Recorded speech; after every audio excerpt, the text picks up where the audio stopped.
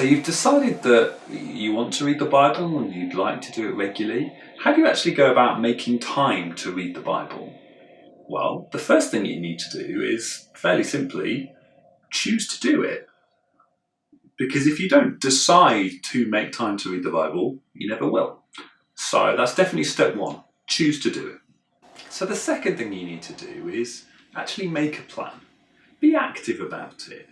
Choose when you're going to do it and perhaps even where you're going to do it, and start to make some idea of what you might do. How are you actually going to start? Where are you going to start? What might you read? And then, once you've made a plan, try it out. And I would encourage you to try it for a little bit. The first day is always hard. Actually, to be honest, the first day is often quite good. So normally about the third day it gets quite hard and often downhill from there. But you need to try your plan out for a little bit before you decide it's not working. But it's also worth considering that if your plan isn't working and your aim is to make time to read the Bible, make a different plan. The most important thing is to start, but you'll probably find that as you've continued for a little bit, things get a bit hard, starts to get a bit difficult. That's the point that you need to roll with the punches. That's the point that you need to accept that actually maybe it will be a bit hard.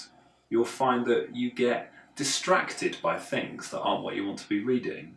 You'll find that you yourself are just either not that interested, or you struggle to work up the energy, or you're finding temptation, or you'll find that you perhaps almost get attacked externally and find it difficult to engage because of something else.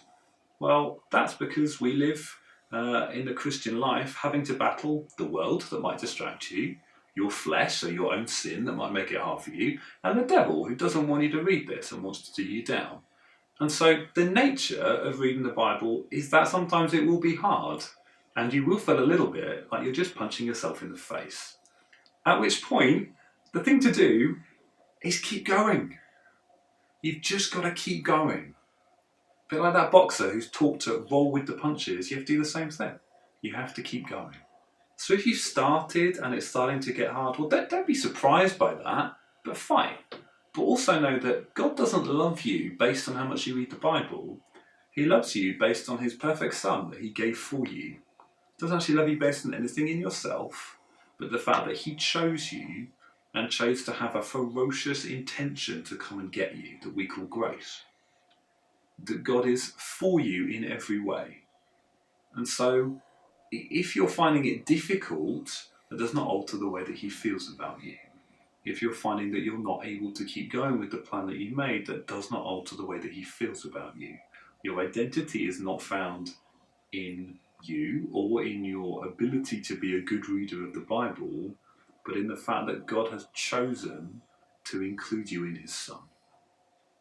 So keep going. Once you've started, wonderful. Keep going.